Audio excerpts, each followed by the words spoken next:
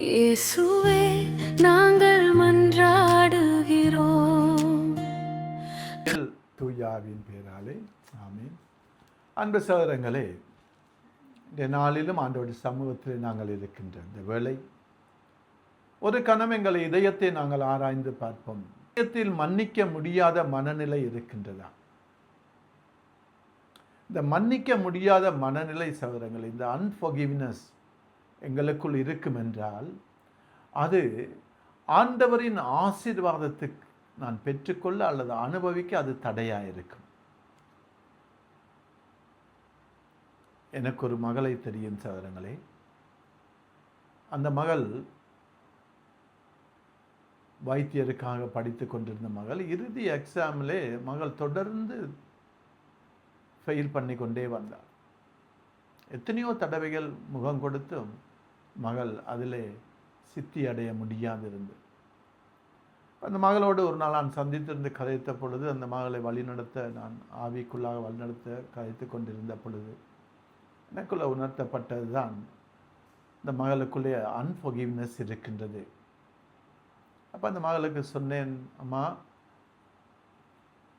யாரையாவது உன்னால் மன்னிக்க முடியாத நிலை இருக்கின்றதா? அப்படி யாராவது இருப்பார்கள் என்றால் நீ மன்னிக்க ஆயத்தமாக. இந்த மன்னிக்க முடியாத நிலை உனக்கு தடையாக இருக்கின்றது.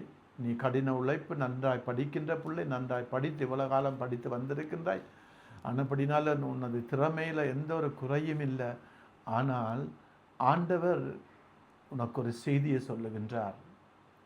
அது உனக்கு தவறிழைத்தவர் அவர் யாராக இருந்தால் என்ன, அவர் ஏன் இப்படி செய்தார் என்று கேள்வி கேட்பது அல்ல, நீ அவரை மன்னிக்க ஆயத்தமாக. நாங்கள் ஆண்டவர் கற்றுக் கொடுத்த செபத்தை சொல்லுகிறோம் அல்லவா, ஆண்டவரே, பிறர் குற்றங்களை நான் மன்னிப்பது போல என் குற்றங்களை மன்னியும் என்று. ஆகவே நான் மன்னித்தால்தான் என் தவறுகள் மன்னிக்கப்படும், என் பாவம் மன்னிக்கப்படும். ஆகவே மன்னிக்க வேண்டும் என்று சொல்லி வழி நடத்துகின்ற பொழுது அந்த மகள் கண்ணீரோடு அழுது யாரை மன்னிக்க முடியாமல் இருக்கென்று கண்ணீரோடு சொன்னார்.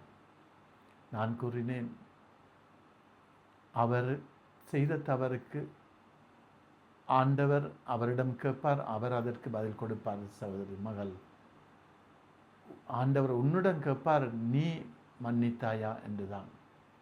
ஆகவே நீ மன்னிப்பை கொடு என்று சொல்லி அந்த மகளை வழி நடத்திய பின்பு அந்த மகள் உண்மையாகவே பாவசங்கத்திலிருந்து போய் அதன் பின்பு உண்மையாகவே உள்ளத்தால மன்னிப்பை கொடுத்தாள். மன்னிப்பை கொடுத்த மகள் நான் சொன்ன, நீ உண்மையாய் மன்னிப்பு கொடுத்து விட்டு என்றால் பயப்படாமல் போ, இந்த முறை எக்ஸாமில் நீ சித்தி அடைவாய், எந்த தடையும் இல்லை. அதே போன்று அந்த மகள் பதில் கொடுத்தாள் சகோதரங்களே. அந்த முறை எக்ஸாமுக்கு போய் அமர்ந்தால் அந்த எக்ஸாமிலே அவள் முழு சித்தியை பெற்றாள். இன்று டாக்டராக பணிபுரிகின்றாள். அன்பு சகோதரனே, சகோதரியே, எங்கள் வாழ்விலும் மன்னிக்க முடியாத அன்ஃபர்கிவ்னஸ் இருக்கும் என்றால் அது பல தடைகளை எங்களுக்கு கொண்டு வரும். ஆகவே இந்த நாளில் குடும்பமாக இருக்கின்ற இந்த வேளையில் உங்கள் குடும்பங்களில் ஆசீர்வாதம் இல்லை, அமைதி இல்லை, சமாதானம் இல்லை, அல்லது பிள்ளைகளின் வாழ்வு இப்படி இருக்கின்றது, இப்படி பல காரியங்களை இட்டு நீங்கள் சிந்திக்கலாம். யோசனைகளோடும் கவலையோடும் ஆண்டவருடைய சமூகத்தில் இருக்கலாம். சகோதரனே, சகோதரியே, உங்கள் உள்ளத்திலே ஆராய்ந்து பாருங்க. மன்னிக்க முடியாமல் மன வைராக்கியத்தோடு இருக்கிறீங்களா?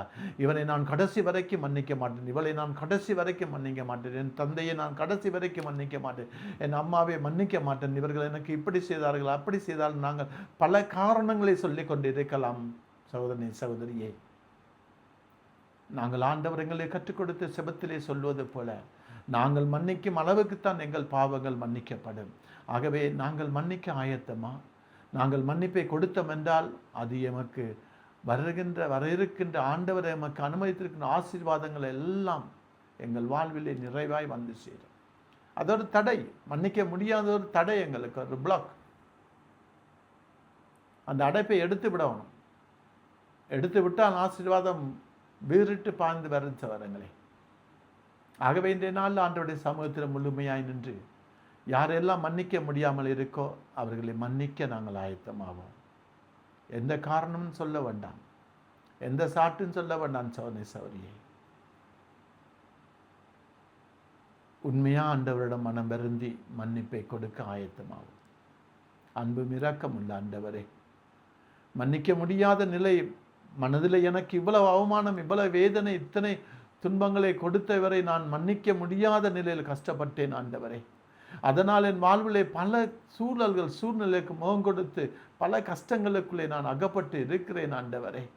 இதோ இன்றைய நாளிலும் அப்பா இந்த வார்த்தை ஊடாக ஆண்டவரே, அப்பா நான் விசுவசிக்கின்றேன், நான் மன்னிப்பு கொடுத்தால் என் வாழ்வில் இருக்கிற போராட்டம் அகன்று போகும், என் வாழ்வில் இருக்கிற நோய் என்னை விட்டு அகன்று போகும், என் வாழ்வில் இருக்கின்ற ஆசீர்வாதத்துக்கான தடைகள் அகன்று போகும் என்று நான் விசுவசிக்கிறேன் அப்பா. இதோ ஆண்டவரே, இந்த வேளையில் ஆண்டவரே உண்மையான உள்ளத்தோடு நிற்கிறோம் ஆண்டவரே. மன்னிக்கும் வல்லமை எங்களுக்கு தாங்க என்று கேளுங்க. அன்பும் இரக்கம் உள்ள ஆண்டவரே, அந்த சிலுவையிலே தொங்குகிற பொழுது அப்பா நீங்கள் தந்தையை பார்த்து சொன்னீங்க, இவர்கள் செய்வது என்னவென்று தெரியாது செய்கிறார்கள், இவர்களை மன்னியும் என்ற ஆண்டவரே. அப்பா இதோ இந்த நாளில் நானும் ஆண்டவரே குடும்பமாயும் சமூகத்தில் நிற்கின்றோம் ஆண்டவரே. மன்னிக்க முடியாமல் இருக்கிறவர்கள் அப்பா, இவர்கள் அறியாமல் செய்து விட்டார்கள், அவர்களை மன்னியும் என்று நீர் சொன்னது போல நாங்களும் ஆண்டவரே இதோ உண்மையான உள்ளத்தோடு எங்களுக்கு எதிராக செயல்பட்டவர்கள், எங்கள் பெயரை கெடுத்தவர்கள், எங்களுக்கு அவமானத்தை கொண்டு வந்தவர்கள், எங்களை துன்பத்துக்கு ஆழ்த்தியவர்கள், எங்களுக்கு நட்டங்களை ஏற்படுத்தியவர்கள் அப்பா, இவர்களை உண்மையாகவே நாங்கள் மன்னிக்கிறோம் ஆண்டவரே. உண்மையாக மன்னிக்கிறோம் ஆண்டவரே.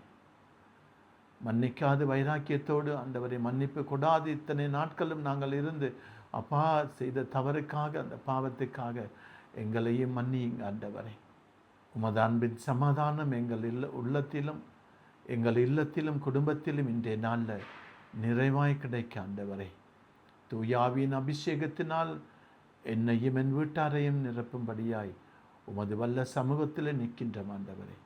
உமது அன்பின் கரம் எங்களை இன்றைய நாளிலும் ஆசீர்வதித்து வழி நடத்த எம்மை தாழ்த்தி ஒப்பு கொடுக்கின்றோம். இயேசு கிறிஸ்துவின் இனிய நாமத்திலே ஆமேன், ஆமேன், ஆமேன்.